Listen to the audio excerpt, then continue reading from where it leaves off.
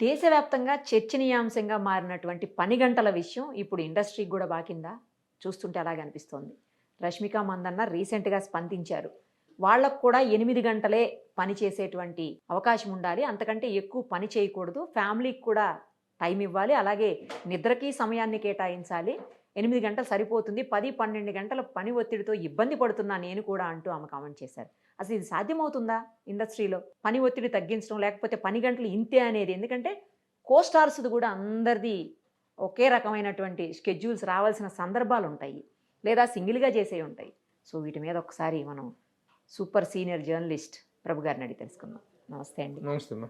Sir చెప్పండి, ఏంటి అసలు అది సాధ్యమా? పని గంటలు అనేది సినిమా ఇండస్ట్రీకి వర్తిస్తుందా అసలు? వర్తించదు, అస్సలు వర్తించదు, ఇంపాసిబుల్. ఎందుకు వర్తించదంటే సినిమా ఇండస్ట్రీ అనేటువంటిది ఎంత ఆర్గనైజ్డ్ సెక్టారో అంత అన్ఆర్గనైజ్డ్గా కూడా ఉండేటువంటి పరిస్థితులు ఉంటాయి. సినిమా షూటింగ్ అనేటువంటి దానికి అవరోధాలు అనేటువంటి రకరకాల రూపాల్లో ఉంటాయి. కాబట్టి 8 గంటల పని అనేటువంటిది ప్రాక్టికల్లీ నాట్ పాసిబుల్. ఒకవేళ అది వ్యక్తుల మీద ఆధారపడి ఉంటుంది. ఇప్పుడు మీకు 8 గంటలే పని చేయాలనుకో, నేను 8 గంటలు మాత్రమే ఇస్తాను, 8 గంటలు ఎంత చేసుకుంటారు అంత చేసుకోండి అని చెప్పేటువంటి డిమాండ్ మీకుంటే ఆ డిమాండ్లో చేసుకోవచ్చు. అంటే కాల్ షీట్ ప్రకారం మీరు చేసుకోండి. చేసిన వాళ్ళు ఉన్నారు, చేసుకున్న వాళ్ళు ఉన్నారు. ఇట్ ఈస్ మీరు ఎన్ని గంటలు ఇస్తే అన్ని గంటలే చేస్తాను అనుకునే వాళ్ళు అది మీ డిమాండ్ని బట్టి ఉంటుంది.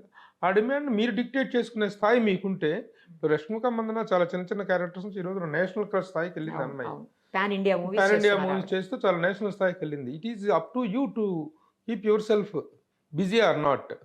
మీ డిమాండ్ని బట్టే ఉంటుంది తప్ప ప్రాక్టికల్గా మాత్రం అది పాసిబుల్ కాదు. సినిమా ఇండస్ట్రీలో ఒక షాట్ అనుకోని సందర్భాల్లో ఒక చిన్న షాట్ కనుక మిస్ అయిందంటే దానికోసం మళ్ళీ గంటలు కష్టపడాల్సిన పని ఉంటుందా?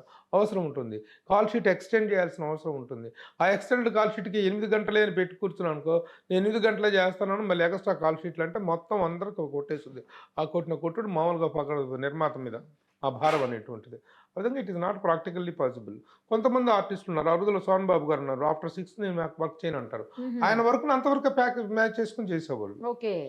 ఇప్పుడు కూడా దీపికా పడుకుని అసలు ఈ విషయాన్ని లేవనెత్తింది.